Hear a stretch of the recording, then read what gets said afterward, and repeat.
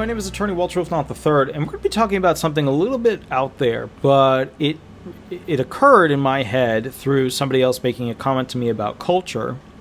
It was a gentleman who's an African American who was actually trying to reconnect more with his African heritage, and he brought up this idea, and then I brought it up with somebody else, and then that guy really blew my mind with, like, this is how it actually works. And I just never thought of it this way.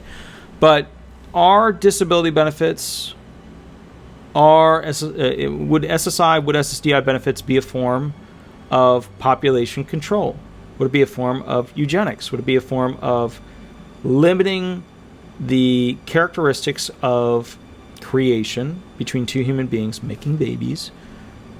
Is it a program that reduces the likelihood of disabled people creating children? I think in one regard, it is. Because if you don't have any money, you really can't date effectively. And then there's this SSI marriage penalty. The whole point of that was for a lot of reasons, but one of the main resulting reasons was that the expectation is that if two disabled people were to come together, they would receive even less benefits. Therefore, two disabled people on SSI would very likely not want to come together and have children. That was from the ideas of that people back in the day who got married have children. Boy, did we fool them on that one. We got right around that one. So what's interesting about this is, and then there's also if one person goes on SSDI benefits and has enough money coming in, that could make them, through the deeming process, not eligible to have the SSI person, who's a poverty-based person who gets married to an SSDI person. Their SSDI spouse could be making too much money and then kick them off of SSI. So there's these penalties that exist for basically SSI recipients because they're getting so little money. And then also a lot of women get too few or too little of money and it's a lot of people do, but especially women, for SSDI benefits because they come from the generation where women didn't necessarily work.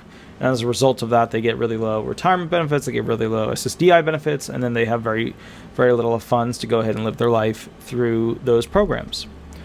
So then I started to realize, and it was one guy brought it up, and then I brought up another guy, and then he really blew my mind with it. But the bottom line was this. This is what let's just skip right to the end of this. Would UBI, Universal Basic Income, be a form of eugenics? Would disability benefits be a form of eugenics, where you are basically controlling a population to have a reproduction-based outcome different than what would normally happen if they just followed regular society? Absolutely, I can say yes, and here's why. Here's the logic behind it. So somebody has a harder time dating when they have no money, right? Not everybody likes the song Cheap Thrills, Some people like to go to dinner, and dinner costs money. Some people, obviously you can invite them over and have dinner, but the bottom line is a lot of people go to dinner, they see a movie, movie theaters. Oh, it's like $20 a seat. When I was growing up, it's like $5, but now it's like $20 or even more. Now they have like special wiggle chairs with, bacon flavored, atmospheric control, whatever. The point is, like, it's a different world now. I get it. They're trying to sell you more to get more money out of you. But if you don't have that kind of money, right? If you don't have what did a date cost back in the day? Well, you would borrow the car from mom and dad, and you would go out and you would, get some fast food and go to a movie, and then you would go to the canoodling spot on the hill. And that was like your classic American date. And then that transitioned into other things. But, kind of the bottom line here is, these were, how are you going to date if you don't have money to do basic things? Like, if you can't afford to go bowling, if you can't afford to go to a car shows don't cost anything. Some do. If you can't afford to go and do stuff, is that a form of eugenics? Is that a form of keeping the disabled from breeding and creating more humans? I say yes. That is a limitation, a hindrance on, two people having an enjoyable time in a traditional dating setting, which is to take those two people out of their normal thing and put them in a new thing.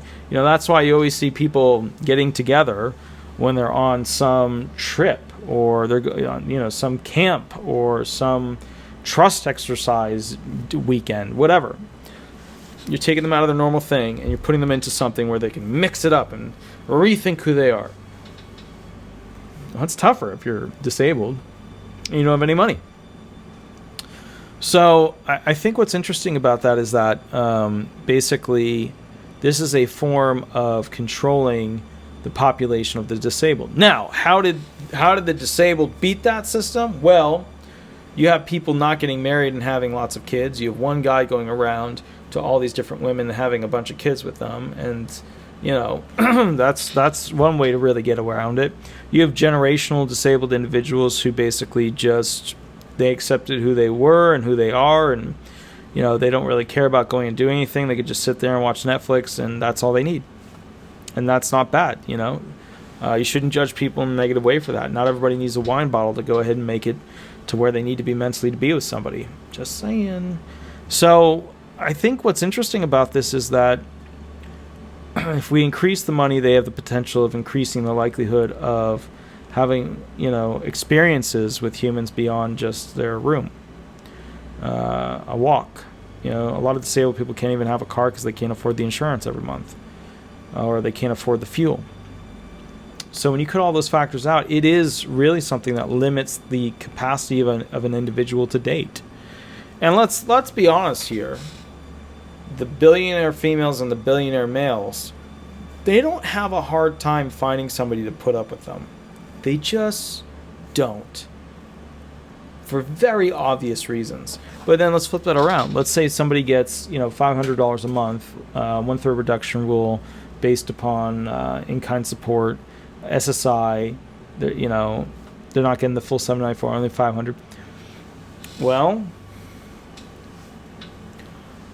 it's tougher to find somebody who's going to put up with you because you don't have the financial means to create a soft, fluffy, fun experience. You don't own a pool that you can, throw the other person into. You don't own a boat, or you don't own a jet ski. You don't own a snowmobile or a snowboard, or the ability to pay for the ticket to go snowboarding. I guess my point is this, and maybe you guys can comment more about it, but start to think about that. Does being disabled really limit your ability to find somebody that is a good match for you in a human connection related sense? I know a lot of people who are applying for disability benefits who, a lot of females who look to guys who have a job, and these females hate the guy, and they're just staying with that guy because basically they need a place to stay. And I get that. Some of them were in meaning relationships before they became disabled and are still in meaning relationships. Some of them are in now change relationships because they have outbursts, bipolar, mood disorder, whatever. Or the other person just doesn't want to be with somebody who basically has a problem. A lot of people don't think of relationships and human beings and, like, that's my spouse. Well, that was my spouse for that part of my life, That's kind of how a lot of people think about it now. So, I was just trying to think of what my generation is like with that stuff, and then I realized I don't know because I don't really check in with them. I'm always working. So I don't know, guys. Think about that. How would we change that? How would we change that to experience more of our culture of where we came from? How would we change that to experience more of how we, interact with people, meet people, and just even beyond just the idea of the eugenics and the limitation when it comes to being able to, date, find somebody, have kids, etc. Even a more basic form is just meeting people to talk with them and interact with them. Obviously COVID, you're stuck, computer, but think about that. If you can't afford to go out and be part of a large group of people that are so everybody pays, even if you don't order the most expensive thing, everybody pays, an equal share of the food at that restaurant. And you're sitting there being like, I can't afford that. What do you want to do? In that situation, just hanging out with people becomes a burden. So just think about that. How could we fix that? How can we change that? How can we make that better for disabled people? Obviously somebody with anxiety, panic attacks, depression, stuff like that, who receives hardly any money and then needs human connection to go ahead and help to make their life better. That's tough for them because they're not going to get it because they don't have the money to basically, interact with people through a lot of what society offers. Yes, they can go to group things. Yes, there are free things out there that they can take part in, but most free things that are offered, I mean, there are a lot of things through the library, that's true, but a lot of the other things outside of the library, there's usually an agenda involved. And let's call it like it is.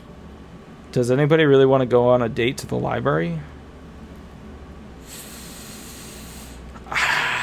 I mean, out of all of you guys, I'd be the one most likely to do that, and even I haven't done that except for once.